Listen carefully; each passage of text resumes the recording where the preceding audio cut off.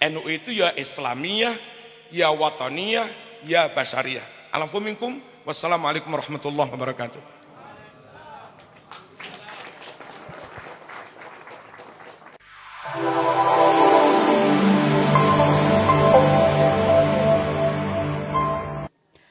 Hadirin yang berbahagia, alhamdulillah, selanjutnya akan ada mau'idatul hasanah yang akan disampaikan oleh Ketua Pengurus Besar Nahdlatul Ulama.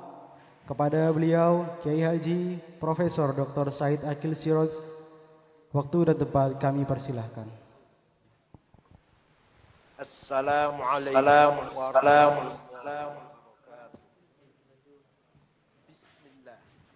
Alhamdulillah, wassalatu wassalamu ala sayyidina wa maulana Muhammad Rasulillah wa ala alihi wa sahbihi wa man tabi'atahu wa jama'atah min yaumina hadha ila yaumin nahdah. Ashab al-fadilah, hadratil masyayikh wal asatidzah, ashab al-ma'ahid, أصحاب الطرق الصوفية، أصحاب المدارس، وعلى رأسهم أخي العزيز المحترم Kiai Haji Marzuki Mustamar Athalallahu baqa'ah dukhrana wal ummah. Para pengurus cabang NU Kabupaten Malang atau wilayah Jawa Timur atau Kabupaten Malang yang hadir, para tokoh masyarakat baik dari perwakilan pemerintah maupun dari pejabat sipil, para ulama, para asatidz, Bapak Ibu sekalian. Malam hari ini acara kita halal bil halal, merupakan ciri khas Islam Nusantara. Karena di negara Arab sana tidak ada terminologi halal bihalal. Paling ada silaturahim, silatul arham. Tapi di kita Indonesia terutama khususnya silaturahim di hari Lebaran Idul Fitri mempunyai terminologi, menjadi tradisi yang sudah kita warisi sejak leluhur, sejak zaman kakek kita, dengan disebut nama halal bihalal yang konon katanya ide itu datang dari Mbah Wahab ketika diminta oleh Bung Karno untuk mengadakan silaturahim para tokoh nasional. Maka Kiai Wahab mempunyai ide, jangan silaturahim, tapi halal bil halal. Kalau itu benar, maka betapa besarnya andil almarhum al-maghfurlah Mbah Kiai Haji Hasbullah dalam memperkaya khazanah terminologi Islam di Indonesia ini, yaitu terminologi halal bihalal menjadi ganti dari istilah silaturahim. Oleh karena itu, hal bihalal merupakan ciri khas kita, ciri khas warga Muslim Indonesia dan warga Nahdlatul Ulama Ahlussunnah wal Jamaah. Hal bihalal dengan ucapan ja'alnallahu minal aidina wal faizin, artinya mudah-mudahan kita semua kembali ke basic kita, ke fitrah kita, fitratallahi allati fatarna 'alaiha la tabdila li khalqillah. Fitrah asal mula tujuan kita diciptakan oleh Allah. Allah menciptakan kita semua, wa ma khalaqtul jinna wal insa illa liya'budun. Tidak sekali-kali aku ciptakan jin dan manusia kecuali tujuannya agar menyembah aku, berbakti, mengabdi kepadaku, kata Allah. Oleh karena itu, dengan hal bihalal, dengan ucapan minal aidin wal faizin, kita peringatkan oleh ucapan itu agar kita kembali ke tu basic. Al-audah ila asl. Kita kembali pada asal mula diciptakan oleh Allah, yaitu kita hendaknya selalu beribadah kepada Allah. Ibadah di sini dalam arti yang sangat luas, bukan hanya ibadah mahdhah, salat atau puasa, baca Quran, itu iya pasti, tapi juga ibadah ijtihad, ibadah iktisadiyah, ibadah siyasiyah, ibadah thaqafiyah, ibadah hadariyah, ibadah istimaiyah, itu semua ibadah kalau diniati lillahi ta'ala. segala aktivitas kita, aktivitas sosial, kemasyarakatan, pendidikan, politik, ekonomi, keluarga, semua kalau diniati untuk lillahi ta'ala, li ajli Islam wal muslimin, itu namanya ibadah, ta'abbudan lillah. Artinya, semua kita persembahkan kepada Allah. Nah, dengan harapan ada pahala, ada ridho dari Allah. Terus kalau kita terus-menerus beribadah kepada Allah, maka salat kita, syahadah kita dulu. Syahadah kita bukan hanya legal formal, asyhadu an la ilaha illallah, tapi lama-lama menjadi musyahadah qalbiyah. Musyahadah qalbiyah. Kalau syahadat itu sekedar oral, iqrar bil lisan, ucapan saya bersaksi tiada Tuhan kecuali Allah, asyhadu an la ilaha illallah wa asyhadu anna Muhammad Rasulullah, saya bersaksi bahwa Nabi Muhammad utusan Allah. Itu syahadah legal formal. Tapi yang paling penting kalau kita tingkatkan menjadi musyahadah qalbiyah, keyakinan yang ada dalam hati kita. Walaupun kita belum pernah melihat Allah, walaupun kita belum jumpa Nabi Muhammad, mimpi jumpa saya tidak pernah, lihat fotonya tidak pernah, tapi kita yakin Allah ada dan Nabi Muhammad utusannya yang membawa kebenaran, membawa agama Islam. Itu namanya musyahadah. Seperti gampangnya contoh, saya belum pernah pergi ke Cape Town. Ada kota namanya Cape Town di Afrika Selatan. Saya belum pernah pergi ke sana. Tapi saya yakin kota Cape Town itu ada. Walaupun saya belum pergi ke sana, belum pernah lihat fotonya, tapi hanya dari cerita orang, dari berita, wah ada kota namanya Cape Town, dan berita itu yakin benar, tidak bohong, tidak salah, maka saya yakin kota Cape Town itu ada. Ini sama dengan kita yakin Allah itu ada, kita yakin Nabi Muhammad itu utusannya Allah, walaupun kita belum pernah lihat fotonya, belum lihat pernah ketemu, dalam mimpi pun tidak pernah, tapi kita yakin itu namanya musyahadah qalbiyah. Mari kita tingkatkan ibadah kita tingkatkan kelasnya lah. Jangan hanya kelas awam. Begitu pula sholat kita. Sholat kita yang biasa kita lakukan, perbuatan tertentu, pekerjaan tertentu, yang dibuka dengan takbiratul ihram, dipungkasi, di akhir dengan salam, itu sholat. Tapi wahum ala sholatihim daimun. Bagaimana kita melanggengkan sholat, yaitu sholatnya bukan sekedar af'al muayyanah, bukan sekedar sholat yang biasa kita lakukan, ruku dan sujud, tapi sholat kita di luar itu tetap kita mengadakan silah ma'allah, silah billah, itu namanya silah ruhaniyah, komunikasi, continue communication, terus-menerus komunikasi dengan Allah, itu namanya sholat terus. Wahum ala sholatihim daimun. Sehingga perilaku kita berdiri, duduk, berbaring, tidur, melek, bekerja, berbuat apa saja, ucapan, ungkapan, atau penglihatan, pekerjaan, tindakan, semuanya dalam rangka silah billah. Berhubungan, komunikasi dengan Allah. Itu namanya wahum ala sholatihim daimun. Kemudian puasa kita. Puasa kita siam. Siam itu tidak makan, tidak minum dari imsak sampai maghrib. Itu siam namanya. Mari kita tingkatkan menjadi saum. Inni nadharatul rahmani sauma. Saum itu artinya apa? Menjaga lisan. Jadi saum itu menjaga lisan terutama. Menjaga perilaku kita. Menjaga mata, menjaga pendengaran, menjaga hati. Itu namanya saum. Mencegah hawa nafsu. Kalau siam, sekedar tidak makan, tidak minum, dan tidak menghindari apa yang membatalkan dari imsak sampai maghrib. Tapi siam kita tingkatkan menjadi saum.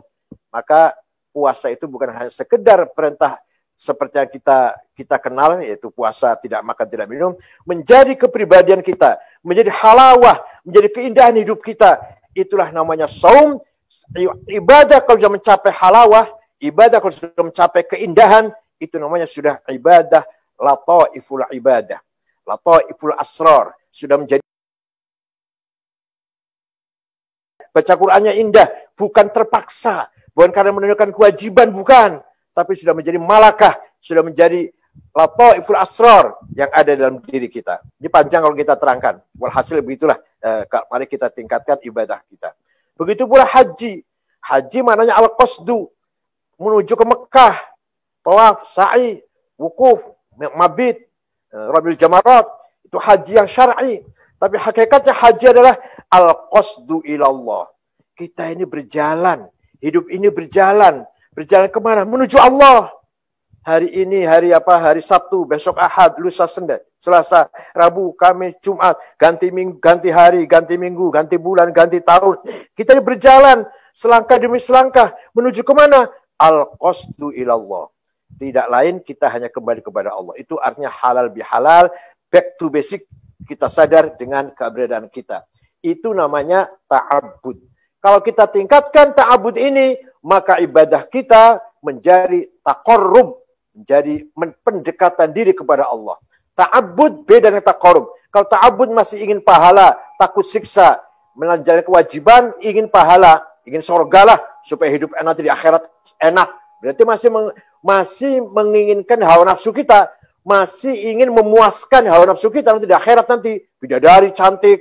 Nah, jadi kita ibadah supaya dapat surga, nanti hidup enak, rumah indah, tempat indah, bidadari cantik. Itu berarti masih menginginkan kepuasan hawa nafsu. Berarti masih. Kalau kita tingkatkan taqarruban, bukan ta'abbudan, tapi taqarruban minallah, mendekatkan diri. Masalah surga atau neraka tidak terpikir dalam bayangan kita. Taqarrub ilallah yang penting. Itu kita tingkatkan ibadah kita menjadi taqarrub ilallah. Kita tingkatkan lagi setelah ta'abbud, taqarrub, tahaqquq. Salat kita tolabul haqiqah. Puasa kita tolaban lil haqiqah. Baca Quran kita tolaban lil haqiqah. Tolab husulit tahaqquq. Haqiqatullah. Kita ingin betul-betul berhasil sampai menuju ma'rifat hakikatnya Allah. Hakikatnya wujud sifat-sifat Allah. Asma-asma Allah. Kalau zatnya nggak bisa kalau zatnya. Tapi hakikat asma'nya, hakikat sifat-sifatnya, kebesarannya, itu yang bisa kita capai. Oleh karena itu, ibadah pun bertingkat-tingkat. Kalau ibadahnya orang khuas, ibadah sholatnya, tolabul haqiqah littahaqquq. Kalau kelas menengah, taqarruban minallah. Kalau kelas awam seperti kita ini, ta'abbudan. Masih ingin surga, takut neraka. Nah, itu artinya, mari kita kembali kepada back to basic. Wa ma khalaqtul jinna wal insa illa liya'budun. Sebagai person muslim. Sebagai syakhsiyah muslimah.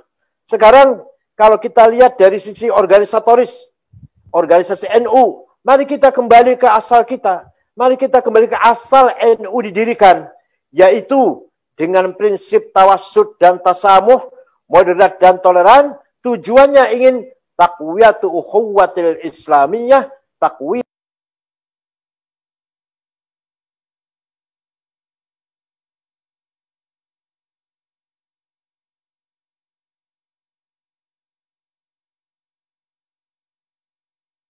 bukan tujuan duniawi yang sesaat, hawa nafsu.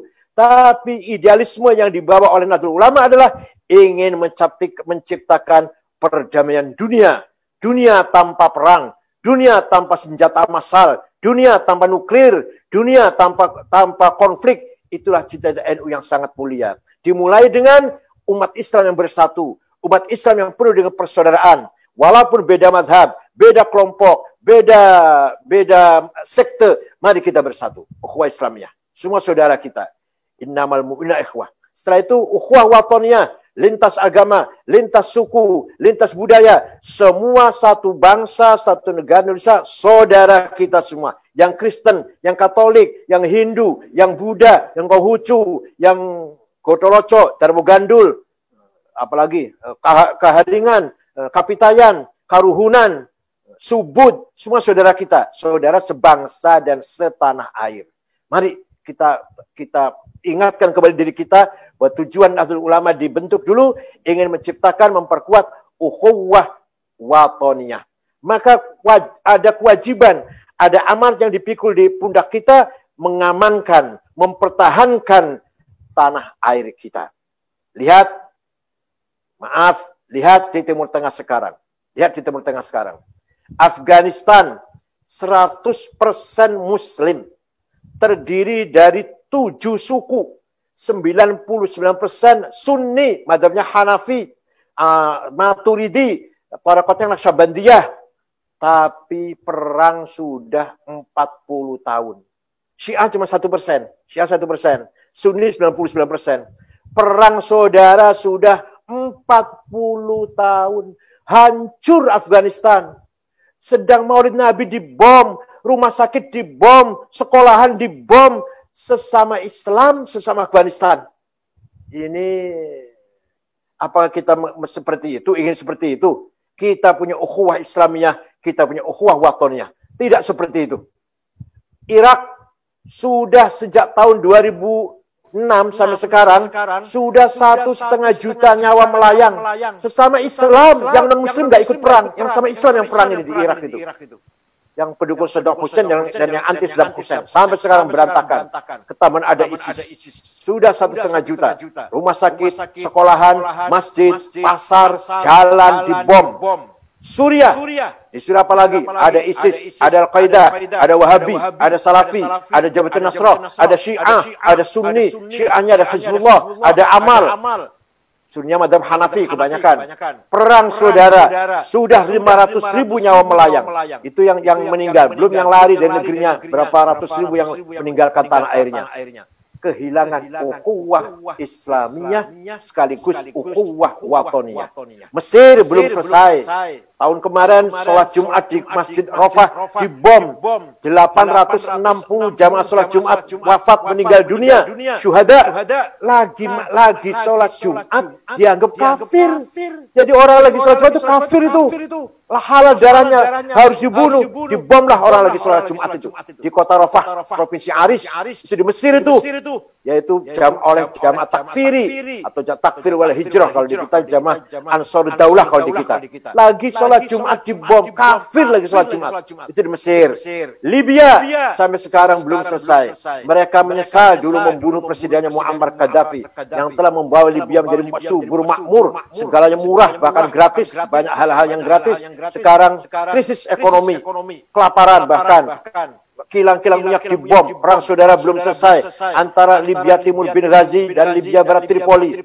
Somali bubar berantakan, negara itu menjadi tiga bagian negara itu. Masing-masing punya pemimpin sendiri-sendiri. 100% Muslim, 100% Syafi'i Somali itu.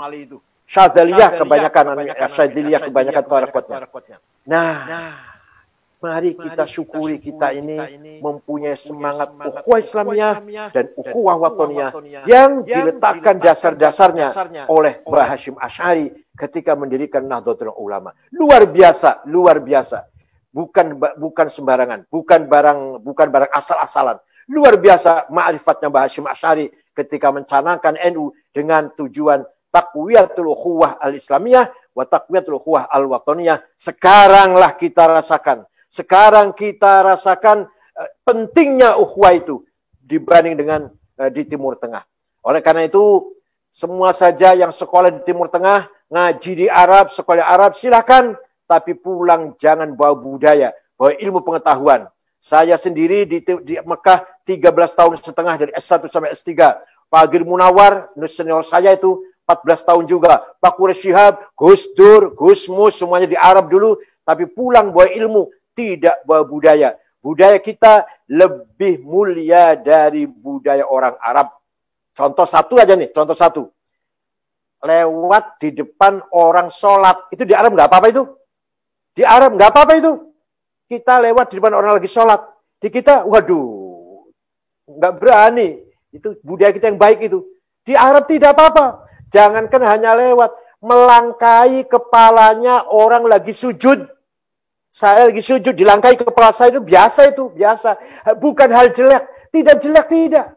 Ya Allah. Apa itu mau dibawa ke Indonesia itu? Begitu mau dibawa ke sini. Yang seperti itu. Belum lagi kalau menyampaikan sesuatu, walaupun orang itu ulama. Mohon maaf. Walaupun orang ulama, walaupun dosen. Pakai tangan kiri itu biasa. Biasa pakai tangan kiri itu. Di kita betapa tidak pantasnya. Antara saya dan Ki Marzuki saja. Misalkan ngasihkan pakai tangan kiri. Gak pantas. Apalagi dengan ulama besar misalkan. Di sana biasa. Hal yang biasa. Apa itu kita tiru? Nah, oleh karena itu betapa mulianya Mbah Hasyim Asy'ari dengan ungkapan hubbul waton minal iman. Bukan hanya mencintai geografi. Tapi mencintai budaya, peradaban, tradisi, jati diri, dan kepribadian bangsa Indonesia. Wa innamal umamul akhlaqu ma baqiyat fa inhumu dhahabat akhlaquhum dhahabu. Martabat sebuah bangsa tergantung budayanya, ciri khasnya, kepribadiannya. Kalau budayanya mulia, baik, maka martabat bangsa itu akan mulia. Kalau budayanya jelek, martabat bangsa akan jelek. Mohon maaf. Jepang, agamanya nggak karu-karuan. Nggak jelas agama apa itu Jepang itu. Hindu bukan, Buddha bukan, Shinto. Nggak jelas lagi kitab sucinya apa. Tapi budayanya baik, disiplin, adil, hak asasi manusia terjaga, tidak ada korupsi. Kalau ada korupsi cepat dihukum dengan seadil-adilnya. Tidak ada pencuri, nggak ada perampok. Martabatnya mulia, agamanya jelek. Tapi di kita, agama kita baik, Islam, Ahlussunnah wal Jamaah, NU lagi. Tapi ya korupsi, tidak disiplin, tidak ada keadilan. Semua semrawut, amburadul, gak karu-karuan. Martabat kita hancur. Contoh lagi misalkan Korea Selatan. Agamanya nggak jelas lagi. Kristen juga kosong gerejanya, nggak pernah ada orang sembahyang di gereja itu. Gereja banyak tapi kosong. Hanya sekedar ingin menampakkan bahwa Korea Selatan lebih beragama daripada Korea Utara. Gereja itu hanya simbol bahwa negara Korea Selatan beragama. Beda dengan negara Korea Utara. Itu aja. Tapi kosong, nggak ada orang sembahyang. Tapi bermartabat. Kenapa? Karena maju. Karena teknologinya maju. Kehidupan disiplin, produktif. Bermartabat mereka itu. Agamanya karunia. Nah kita, begitu pula orang Arab misalkan, agama kita benar. Teologi kita benar. Syariat kita benar. Yang amburadul, budayanya, takofahnya, hadorohnya. Maka kita jauh dari nama mutamaddin. Jauh dari simbol mutamaddin. Kita ini jauh dari madani, dari tamadun. Kita ini apa masih dekat dengan jahiliyah. Perilakunya loh ya, bukan agamanya, budayanya. Kita ini masih dekat dengan jahiliyah. Kalau agamanya kita Islam, tauhid bagus sudah. Teologi baik, syariah benar. Budaya kita, keseharian, perilaku, ucapan, sikap kita yang masih amburadul. Ini namanya thaqafah dan hadarah kita sangat rendah. Maka bangsa ini tidak akan bermartabat. Nah, itulah Mbah Hasyim Asy'ari, hubbul watan wal iman, bukan hanya mencintai tanah air dengan menyelamatkan geografinya, tapi mari kita tingkatkan budayanya. Kita martabat budaya, martabat bangsa dengan budaya yang maju, mari kita perjuangkan. Ukhuwah insaniyah, sangat terasa sekali pentingnya ketika kita mengalami pandemi COVID-19 ini. COVID-19 virus yang sangat ganas ini, tidak pandang bulu agamanya apa, Islam non-Islam, tidak pandang bulu alim atau jahil, tidak pandang bulu kaya atau fakir miskin, tidak pandang bulu pintar atau bodoh. Semua kalau pas lagi kena COVID, dah kena. Yang meninggal dunia dokter ya banyak, ulama ya banyak, kiai ya banyak, yang non-muslim ya banyak, yang muslim ya banyak, orang NU ya banyak. NU Banten itu, kiai-kiai NU Banten, kurang lebih 10 yang meninggal karena COVID itu, NU Banten. Di Cirebon juga ada. Walhasil, dengan adanya COVID-19 ini, mengingatkan kita betapa pentingnya nilai ukhuwah insaniyah. Mari kita bergandengan tangan sesama umat manusia, lintas bangsa, lintas negara. Tidak ada sekat-sekat antar bangsa, antar negara. Mari kita bersama-sama. Eropa, Amerika, Cina, Jepang, Indonesia, Australia. Mari kita bergandengan tangan untuk menghadapi COVID-19 ini. Ini, Masya Allah, betapa mulianya ide ukhuwah insaniyah yang dicanangkan oleh Mbah Hasyim Asy'ari ketika mendirikan Nahdlatul Ulama. Ternyata pentingnya, contohnya seperti sekarang ini, ketika COVID-19 ini, musibah yang sangat besar ini, tidak bisa diatasi kalau nggak bersama-sama. Nggak bisa diatasi. Misalkan di kita disiplin, nah India, misalkan, jadi kita harus disiplin, India harus disiplin, Cina harus disiplin, semua dunia harus disiplin, harus prokes semuanya. Nah, kalau satu negara aja prokesnya nggak disiplin, datang ke sini membawa virus, terjadilah di mana-mana terjadi kebangkitan virus. Hari ini Kudus lagi sangat-sangat mengerikan Kudus, dan itu kota wali, terkenal kota wali, santri semua itu, padahal santri semua sehari meninggal 32 orang. Kudus itu. Belum Riau, sekarang juga lagi meningkat, merah betul Riau ini. Walhasil mengatasi COVID-19 harus dengan ukhuwah insaniyah. Terakhir, mari kita yakini bahwa kita ini ashabul haq, kita ini pemilik the order of the truth, pemilik kebenaran, maka kita tidak boleh minder, kita tidak boleh kecil hati.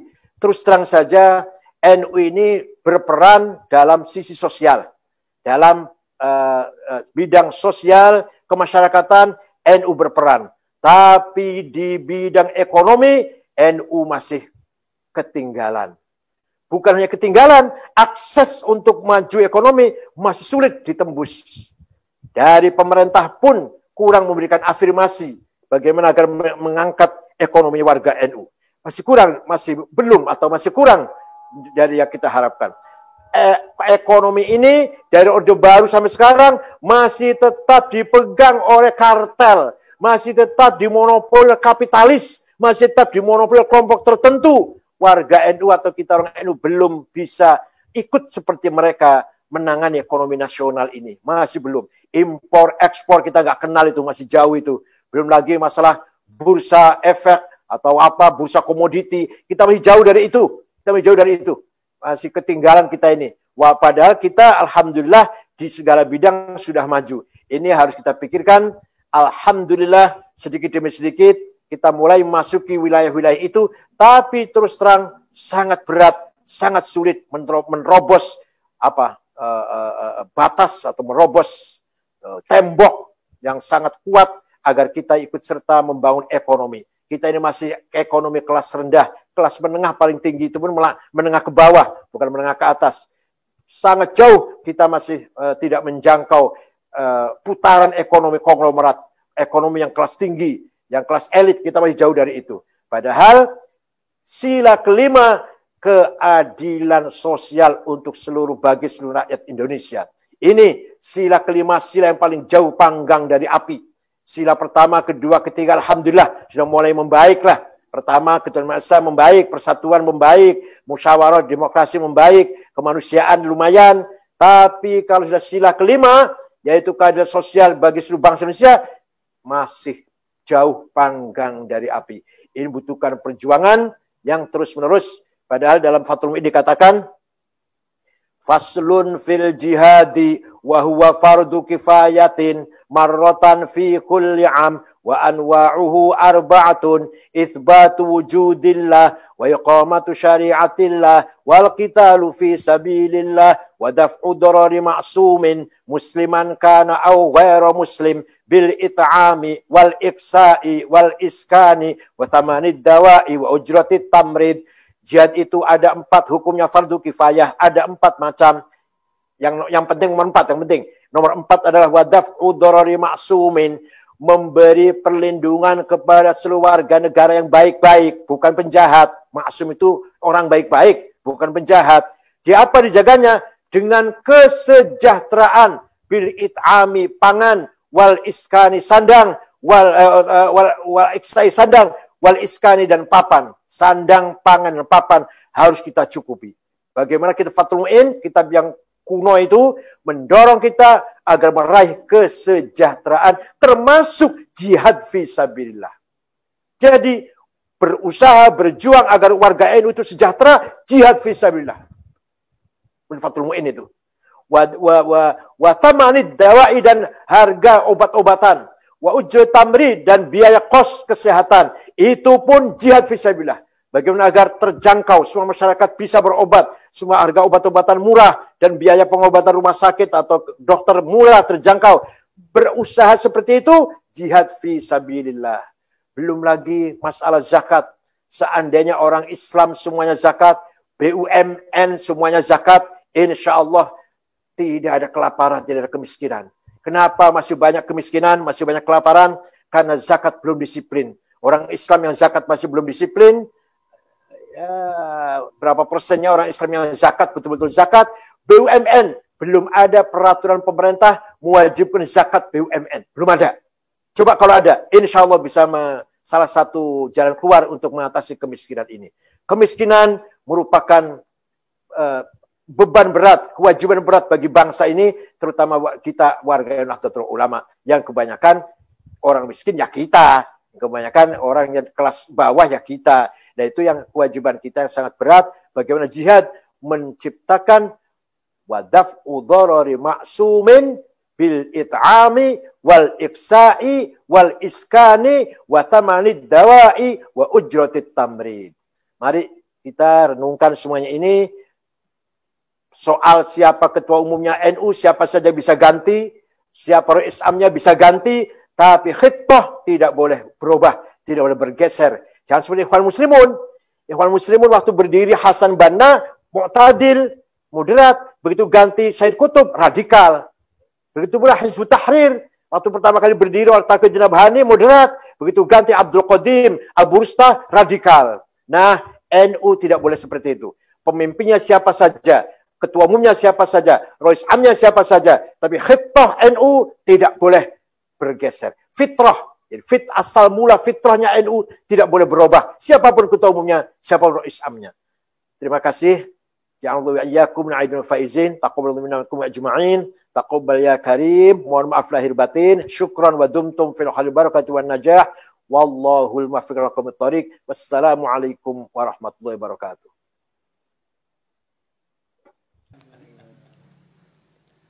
Assalamualaikum warahmatullahi wabarakatuh. Bismillahirrahmanirrahim. Alhamdulillahi wahdah. Wassalatu wassalamu ala sayyidina Muhammad. La nabiyya wa la rasula ba'dah. Amma ba'd. Ittaqullah haqqa tuqatih. Wa la tamutunna illa wa antum muslimun. Hadratil afadil, para masyayikh, para ulama, para habaib, para kiai,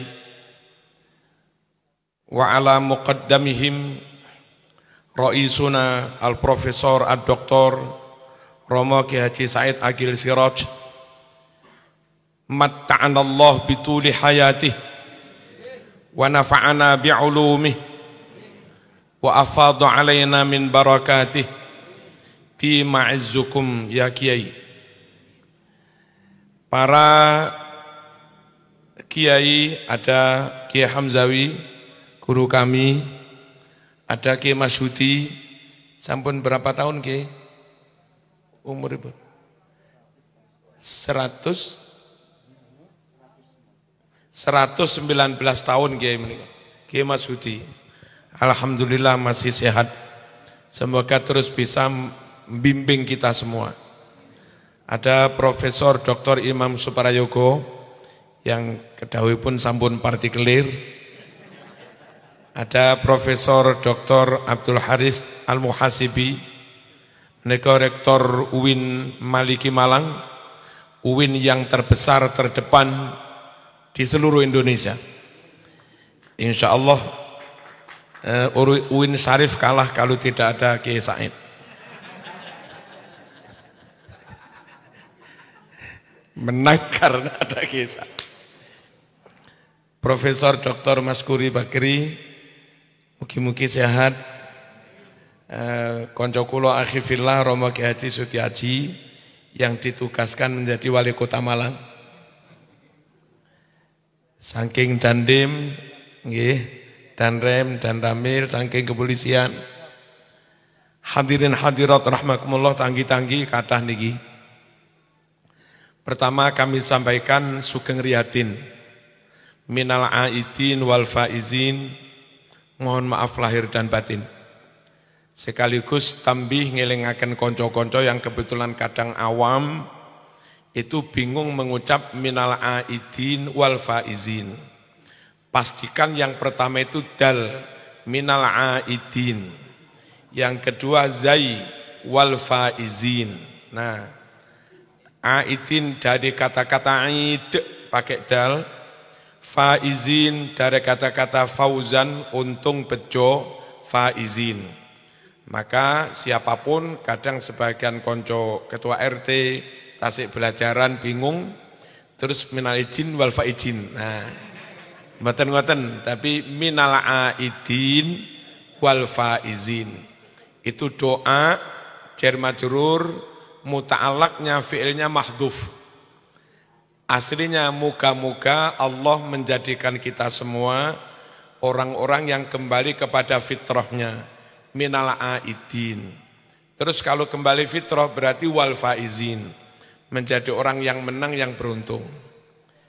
Yang kedua, ini acara halal bihalal sekaligus haul juga kirim doa untuk Al-Walid bapak saya Ki Haji Mustamar, yang kalau ditarik ke atas mungkin ketemu Prof. Said juga karena dari keluarga Kesultanan Banten, Punten. Juga ibu saya, Ibu Siti Zainab, moro sepuh saya, Romo Ki Haji Ahmad Nur Lamongan, adik kami Ki Haji Abdul Mun'im, kemudian besan kami Ki Zuhdi Surabaya bin Ki Ahmad bin Kiai Muhid. Kiai Muhid ini menantunya Syekh Nawawi Al-Banteni. Jadi yang kami ambil menantu ini canggahnya Syekh Nawawi Al-Banteni. Juga sekaligus canggahnya Kiai Yakub Siwalan Panji. Mbah Yakub ini guru dan mertuanya Mbah Hashim Ash'ari. Yang kalau ditarik ke atas, nanti pendirinya Kiai Hamdani. Kiai Hamdani cucu atau buyut dari Kiai Sakarudin. Kiai Sakarudin putra kandung dari Syekh Soleh. Syekh Soleh ini juga dari Banten, putra Sultan Hasanuddin. Ketemu lagi. Juga haul kirim doa untuk guru kami, Romo Kiai Haji Mas Duki Mahfud, Sohupunyai.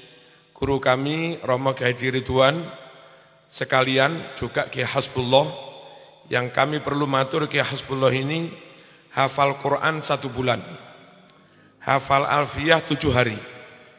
Dulu kalau hataman Sahih Muslim, Sahih Bukhari bareng kami, itu sebulan hatam Bukhari, sebulan hatam Sahih Muslim, sebulan hatam Ihya, dan yang lain-lain. Itu Kiai Hasbullah. Kalau ditanya tentang hukum, dia enggak buka kitab, langsung menyebut kitab ini juz sekian, halaman sekian, baris sekian. Itu Kiai Hasbullah. Kebetulan Pak D. Semoga beliau-beliau semua ditinggikan derajatnya oleh Allah Subhanahu wa taala, dan sedikit ilmu yang kita dapat dari beliau-beliau menjadi manfaat dan barokah. Kita semua diselamatkan Allah Subhanahu wa taala. Lana walahumul Fatihah. Bismillahirrahmanirrahim. Alhamdulillahirabbil alamin arrahmanirrahim. Iyyaka na'budu wa iyyaka nasta'in. Ihdinas siratal mustaqim. Shiratal ladzina an'amta 'alaihim ghairil maghdubi 'alaihim waladdallin. Kepada tetangga, kepada para pengurus, kepada para ustadz di lingkungan Pondok Sabilur Rasyad, kepada para santri, wali santri, alumni, kami sampaikan mohon maaf lahir dan batin, minal aidin wal faizin wal makbulin. Saya ingin sekedar mungkin bukan menambah, menguatkan apa yang didawuhkan Profesor Dr. Ki Said Akil tadi tentang watoniyah dalam NU. Kadang-kadang ada beberapa penceramah yang masih meragukan apakah watoniyah itu bagian dari ajaran Nabi Muhammad SAW atau tidak. Watoniyah itu apakah bagian dari ajaran Islam atau apa tidak. Sunnah Rasul apa bukan. Watoniyah yang di situ ada hubbul waton. Watoniyah yang di situ ada komitmen menjaga membela negara, termasuk ketika di negara itu ada wilayah yang mayoritas non-muslim.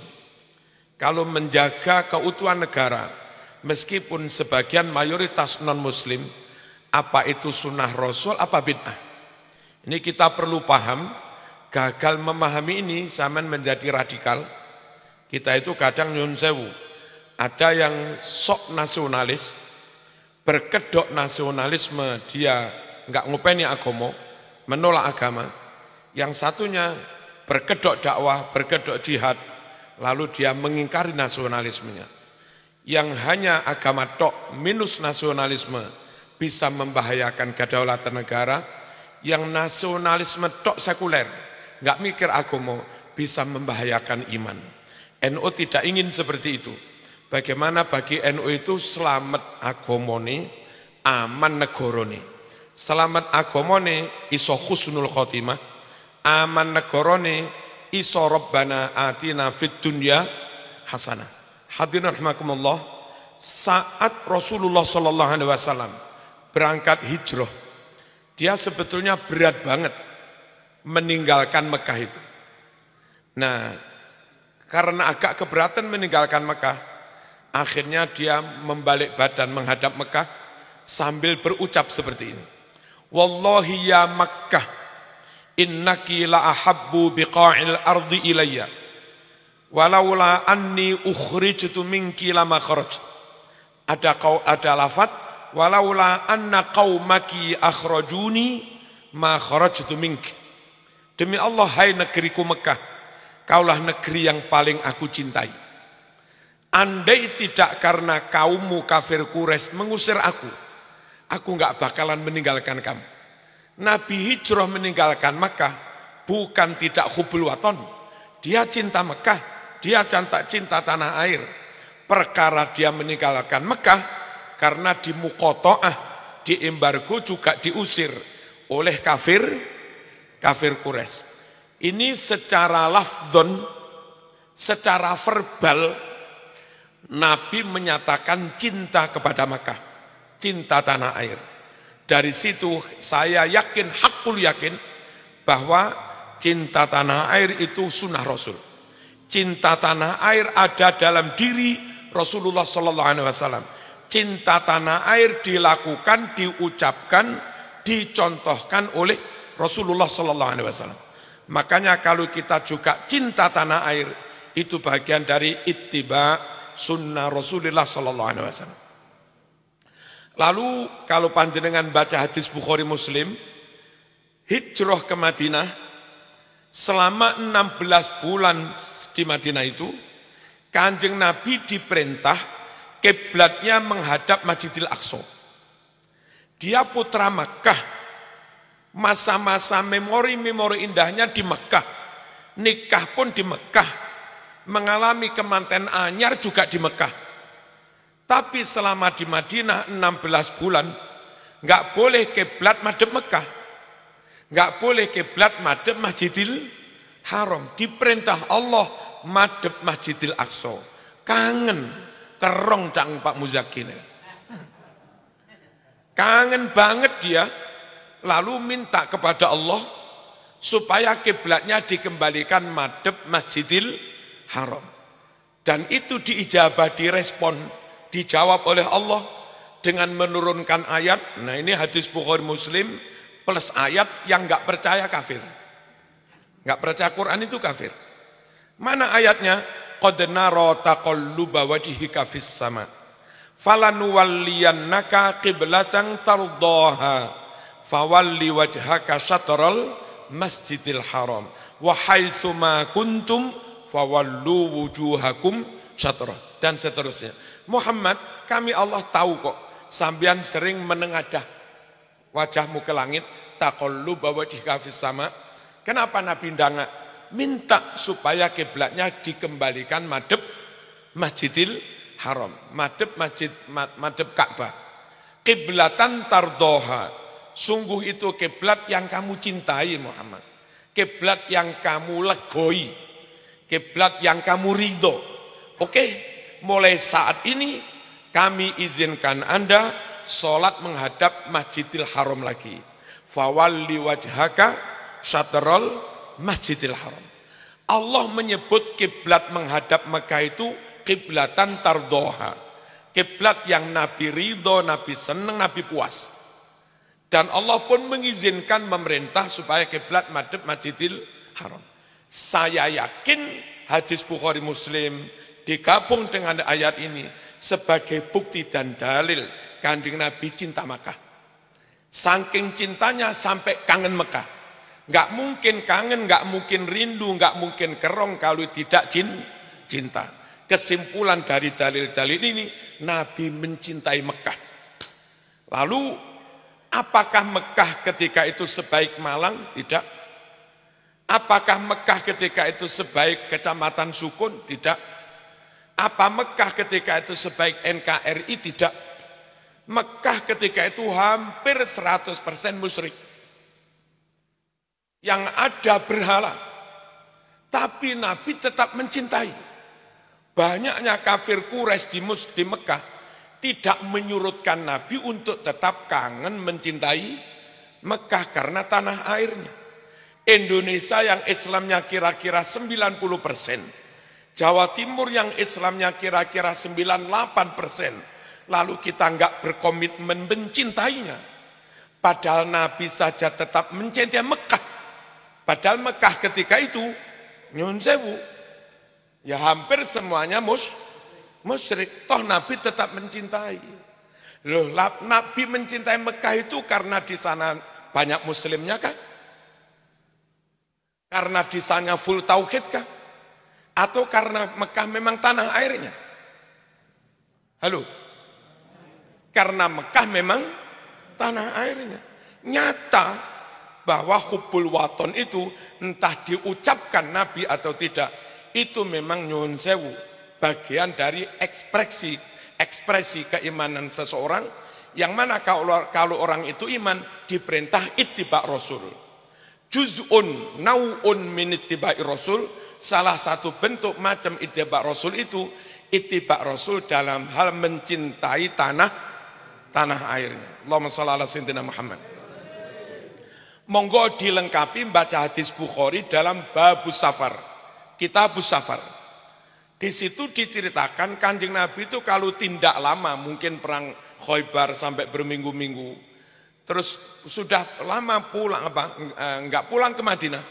Itu kalau Nabi dalam kepulangannya itu sudah mulai melihat dinding-dinding Madinah, sudah mulai melihat bangunan Madinah, dari jauh sudah kelihatan menara Masjid Nabawi. Itu Nabi memacu kuda, ayo cepat selakangan, ayo cepat selakangan. Jadi begitu kangennya Nabi, begitu cinta Nabi pada tanah airnya, pada negerinya ketika itu Madinah. Pada nyun sewu Madinah itu ya kira-kira kayak NKRI sebegini. Kalau sekitar Kuba mayoritas Muslim, kalau sekitar Masjid Nabawi mayoritas Muslim, tidak demikian yang di Bani Quraidah, rata-rata Yahudi. Bani Nadir rata-rata Yahudi, Bani Qainuqa rata-rata Yahudi, Bani Daumatil Jandal rata-rata Yahudi, Khaybar paron-paron ada Muslim dikit, ada Yahudi, ada Kristen, dan masih ada Sobiin.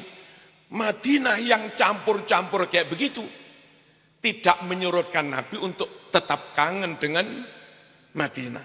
Kenapa? Di Madinah memang tanah airnya. Madinah memang nyun sewu negaranya, dan tentu Madinah juga ada Aisyah. Kalau Pak Imam Prayoko kangen sama Malang, ya karena di Malang ada Ibu Imam Suprayoko. Ada Uin.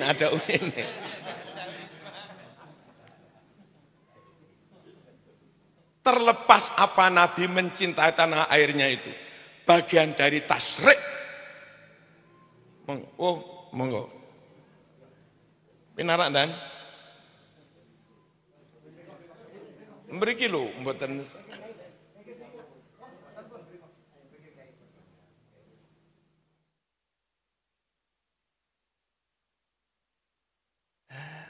Ini Pak Leonardo, Kapolresta Kota Malang, yang dalam beberapa hari insya Allah mau pamit dari Kota Malang. Kita doakan mendapat amanah yang lebih besar, karena iman kalau orang itu profesional, jujur, amanah, lalu karirnya berhenti di Kota Malang saja, biar manfaatnya lebih luas lagi. Allahumma shalli ala sayyidina Muhammad. Kami lanjut sekali lagi. Nabi mencintai tanah airnya itu memang nyun sewu asya basyariyah, memang itu manusiawi, atau itu terkait dengan keimanannya, kami enggak tahu. Yang jelas Nabi mencintai tanah airnya. Kalaupun NU mengajarkan cinta tanah air, nawaitunya ittiba Rasulullah sallallahu alaihi wasallam. Lalu nyun sewu, kalau Indonesia ada Bali yang mayoritas non-muslim, lalu Bali tetap kita jaga. Apa menjaga wilayah yang mayoritas non-muslim itu dicontohkan Rasulullah SAW? Yes. Kalau Indonesia, NKRI, para ulama bersama TNI, Polri dan seluruh warganya berkomitmen menjaga tanah Papua, berkomitmen menjaga tanah NTT, berkomitmen menjaga tanah Tapanuli, Halmahera, meskipun sana mayoritas non-Muslim. Apa sikap seperti itu dicontohkan Rasul? Ya. Nabi berkomitmen menjaga Madinah. Meskipun Madinah sekali lagi yang Bani Nadir mayoritas Yahudi. Bani Quraidah mayoritas Yahudi. Terus Khaybar campur Yahudi Kristen. Qainuqa Daumatil Jandal Yahudi. Terlepas mereka Yahudi kah wilayah itu atau Muslim atau Kristen, Nabi tetap berkomitmen menjaga Madinah. Musuh dari tentara kafir Quraisy masuk dari sisi manapun, masuk dari sisi mayoritas Muslim, masuk dari sisi mayoritas Yahudi, masuk dari sisi mayoritas manapun, Nabi tetap memukul musuh itu. Enggak pernah Nabi melebu wilayah Kristen paten enggak. Bapak Nawis, kafir Quraisy masuk wilayah Yahudi, jarno cek matek pisan. Enggak. Nabi tetap menjaga kedaulatan negara. Terlepas beberapa wilayah itu mayoritas non-Muslim. Indonesia juga seperti itu. Kalau kiai-kiai, TNI, Polri, para tokoh pendiri bangsa ini berkomitmen menjaga keutuhan NKRI. Padahal yang luar Jawa sebagian mayoritas non-Muslim. Itu sebetulnya juga meniru Rasulullah SAW yang berkomitmen menjaga Quraidah, Bani Nadir, Daumatil Jandal, meskipun mayoritas Yahudi. Ini nasionalisme. Nah, kalau nyun sewu, kayak tadi yang saya matur, kenemenen sisi agomone, enggak punya kesadaran nasionalisme, itu membahayakan kedaulatan negara. Yang kalau negara ini terkoyak, yang rugi juga kaum beragama itu sendiri. Bagi kami yang Muslim, wilayah mayoritas Muslim, tempat kami beribadah. Malang, Jawa ini tempat kami sujud. Malang, Jawa ini tempat kami, nyun sewu, anak-anak kami ngaji. Mulai DPK sampai ngaji kitab-kitab. Malang, Jawa ini tempat kami berdakwah, bermaulid, bermanakib, berhaul, dan beristighosah, berrotib, dan seterusnya. Karena ini tempat sujud kami, tempat ngaji kami, maka sebetulnya menjaga Jawa, Madura, itu menjaga tempat ibadah kita. Minjam bahasanya, sopo Madura? Di Jawa Wimbron, Indonesia sajadah kita. Lalu kalau memang seperti itu, nyun sewu, apa pentingnya menjaga Bali juga? Apa pentingnya menjaga Papua juga? Toh mayoritas non-Muslim. Para rawuh, kalau kita di Jawa berkomitmen menjaga Jawa dan Jawa menjadi aman, ramah, damai untuk siapapun, termasuk yang Hindu aman di sini, Buddha aman di sini, Kristen, Katolik aman di sini, maka nyun sewu, nanti karena kita sudah berkomitmen menjaga non-Muslim di Jawa, ketika Muslim di Papua minoritas, ketika Muslim di Bali juga minoritas, ketika Muslim di NTT minoritas, maka nyun sewu, sangat wajar kalau kita mohon kepada mayoritas Kristen di Papua melindungi Muslim yang minoritas di sana. Kita sangat wajar kalau mohon kepada Katolik di NTT ikut menjaga minoritas Muslim yang ada di NTT. Kita juga pantas minta pecalang Bali untuk menjaga Muslim di Bali yang kebetulan minoritas. Lain kalau di sini orang Kristen kita ganggu, orang Hindu kita ganggu, orangnya beriki Gus. Loh. Allahumma shalli ala sayyidina Muhammad. Kalau di sini kita enggak berkomitmen menjaga yang lain, terus kita ganggu, disakiti dan seterusnya. Nyun sewu, nopo pantes wong Hindu neng Jawa mok kuyo-kuyo. Lalu wong Muslim neng Bali zaman matur, wong Bali jogonen wong Islam. Lah wong neng kene kita enggak menjaga orang Hindu. kok minta orang Bali supaya menjaga umat Islam? Mboten pantas. Kita di sini nguyo-nguyo wong Kristen, nguyo-nguyo wong Katolik, lalu kita minta dengan sangat supaya Papua, NTT menjaga minoritas Muslim. Mboten saged. Kiai-kiai kita para rawuh nderek Rasulullah sallallahu alaihi wasallam, man adza dzimmiyan faqad adzan.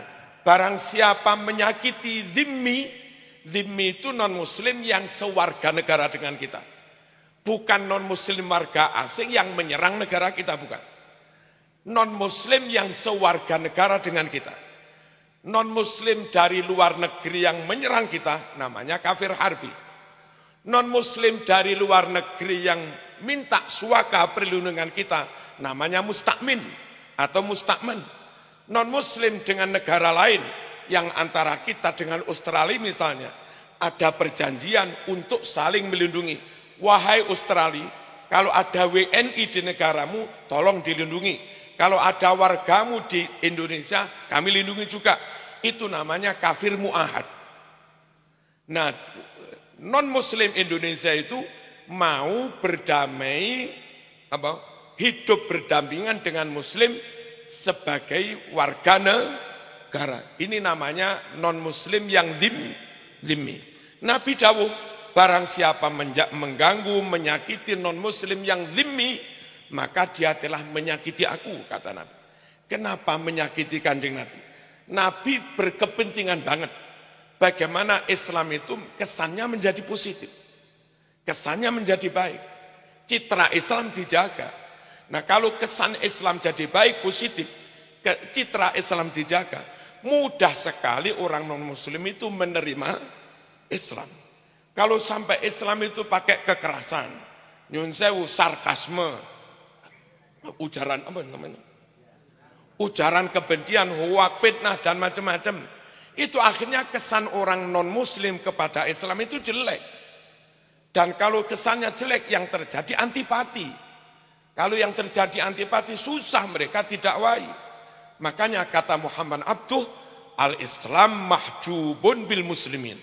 Islam itu terhijab dakwahnya, sulit diterima orang di luar Islam. Penyebabnya ya antara lain kelakuannya wong Islam itu sendiri. Nyun sewu, walau kunta faddan ghalidhal qalbi lang faddu min haulik. Nek sampean keras kepala, keras hati, kasar-kasaran, mlaju kabibun.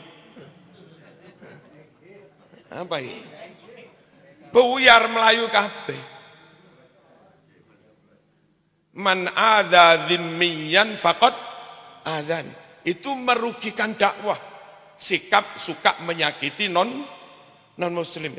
Lagi pula saya, Yai Imam Prayogo, siapapun, mungkin Pak Joko, Pak Baidowi, nanti kita itu mesti dihisab. Nah yang saya khawatir, kalau saya nanti dihisab, ada tetangga belum masuk Islam. Tapi bukan karena kesalahannya tetangga itu, ya karena kekasaran kita. Nanti dipertemukan di hadapan Allah, sampean dadi tanggane kiai kok gak mlebu Islam. Kulo sakjane Gusti pengen mlebu Islam biyen. Tapi rasido. Ngarep mlebu masjid terus asu kirek mulih. Loro ati. Jadi yang menyebabkan dia enggak masuk Islam itu bukan dia enggak mau masuk Islam. Ya karena kekasaran kita itu. Lah kalau sampai kayak begitu dituntut di akhirat, terus dibayar dengan apa? Makanya man adza dzimmiyan faqad adzan.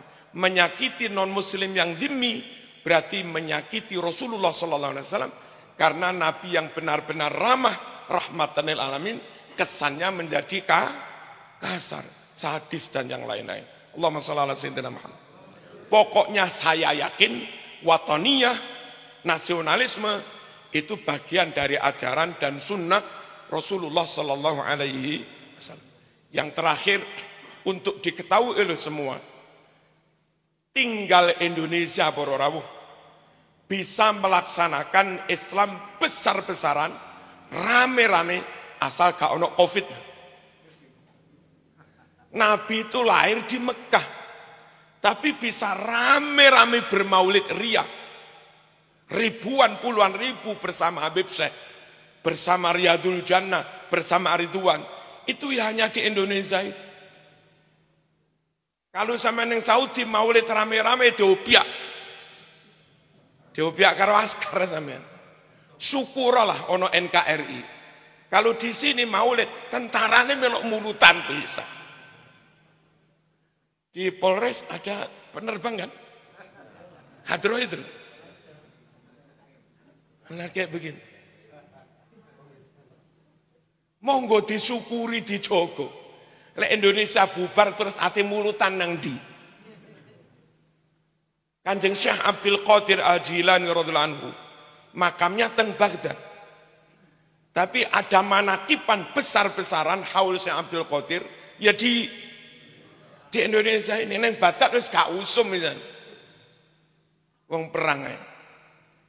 Penulis Simtud Duror, penulis Dia Ulame, penulis Simtud Duror Syekh Ali Al-Habsyi Yaman. Tapi maulid rame-rame maca Simtud Duror iku ana ya ning Gasek, kok Gasek. Ana ya ning Indonesia. Sak wali kotane melok Simtud Duror. Mosok ana wali kota Saudi melok Simtud Duror. Monggo disyukuri. Makam Imam Syafi'i memang di Mesir. Tapi melaksanakan madhab Imam Syafi'i paling masif. Jadi terus masif, terstruktur, sistematis. MK lah. Kampanye. Imam Syafi'i di Mesir makamnya. Tapi pengikut Imam Syafi'i terbesar ya di Indonesia. Al-Habib Abdullah Ba'alawi Al-Haddad Yaman yang menulis Rotib Al-Haddad. Tapi ada rutinan setiap desa, ono rutinan rotib itu ya di Indonesia. Terus kurang ngopo. Negara apike kaya ngene kok sik dikapir-kapir nih. Sik ditogut-togut nih terus karepmu iki piye? Ya perkara durung sempurna, ayo disempurnakne bareng-bareng. Ibarat bangunan sudah jadi, ono selot rusak, ono grendel rusak, ono jendela pecah, ya sing rusak iku ae dandani, aja terus omahe diobong dibongkar enggak karu-karuan. Ngedekne maneh durung mesti iso. Allahumma shalli ala sayyidina Muhammad. Penutup subhah fikriyah yang itu kadang membingungkan. Ada iltibas, ada talbis. Pilih Quran apa pilih Pancasila? Ngene. Apa nih gak kemeng ini? Orang Kristen dikongkon pilih Injil apa pilih Pancasila? Kemeng. Dan itu pertanyaan untuk memojokkan. Bukan pertanyaan untuk dijawab dengan baik, pertanyaan untuk menteror. Podo karo wong tas rabi, karo KUA-ne dibodoh. Kon pilih surat nikah apa pilih Quran? Pilih surat nikah apa pilih Quran Pak Bedawi? Lek kon pilih surat nikah enggak pilih Quran berarti kafir. Diteror. Lek kon pilih Quran enggak pilih surat nikah tak corek nikahmu ilegal. Terus piye? Allahumma shalli ala sayyidina Muhammad. NU dalam mengurus organisasinya tidak langsung merujuk pada Quran Sunnah, merujuk pada ADART. Mbah Yai Said akan dicalonkan oleh Ahwa menjadi Rois Am. Nanti memenuhi syarat apa enggak? Itu rujukannya enggak di Quran Sunnah, rujukannya di ADART. Syarat pertama laki-laki, Mbah Yai Said laki-laki. Syarat pertama hatam wahab dan segala macamnya, Mbah Yai Said hatam wahab dan segala macam. Syarat berikutnya punya pesantren, Mbah Yai Said punya pesantren dan yang lain-lain. Jadi berorganisasi, ber-NU itu rujukannya pada ADART, bukan Quran Sunnah. Muhammadiyah, PKS, ngurus partai, ngurus organisasi, bermuktamar. Fulan ini memenuhi syarat jadi ketua PKS apa enggak? Itu gak ono Qur'ane.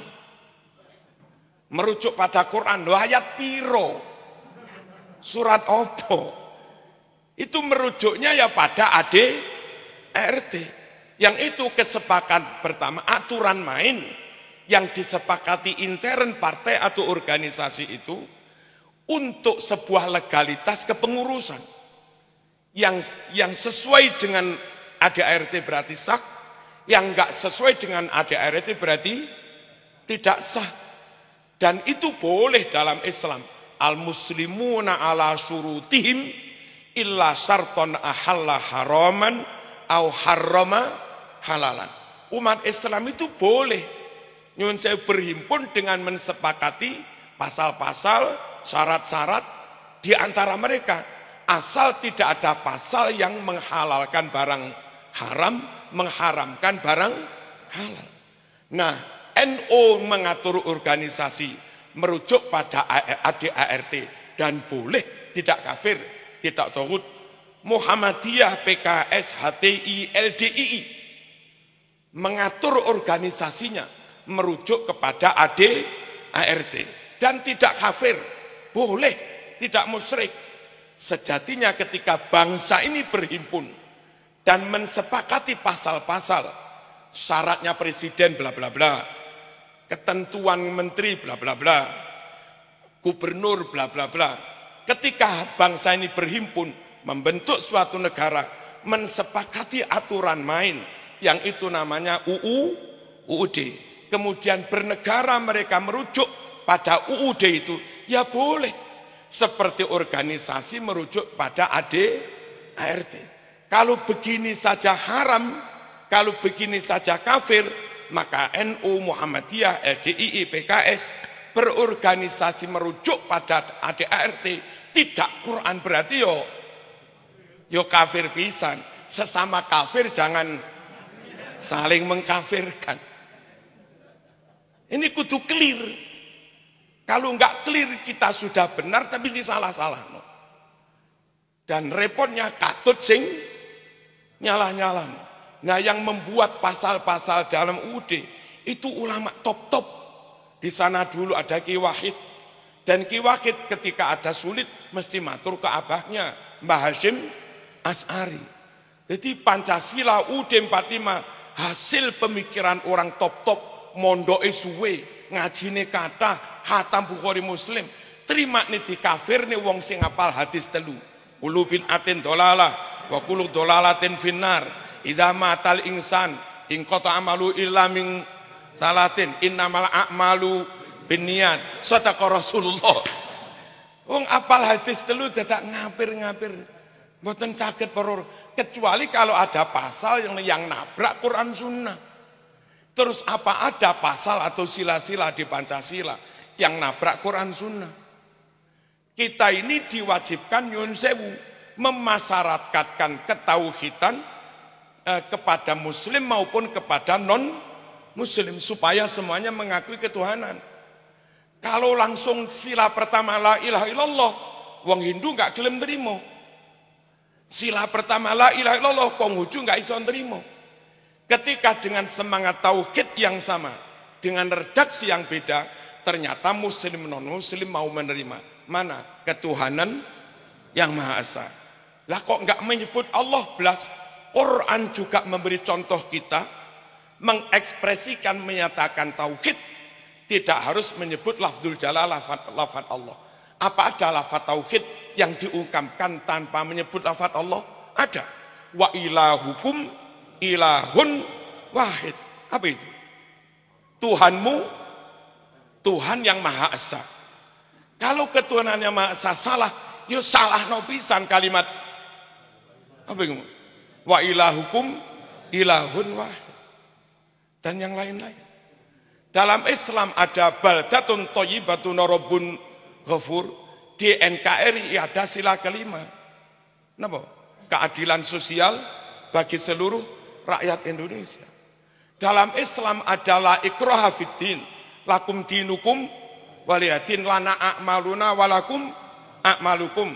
Dalam UUD 45 pasal 29 ada nyun sewu, negara menjamin kebebasan beragama dan beribadah sesuai dengan keyakinan dan kepercayaan masing-masing. Terus kok sik ditolak iku lho UUD 45, salah iku ndi? Kalau Nabi dalam sabdanya antara lain berkomitmen, man mata wa taraka dhai'atan fali warathati.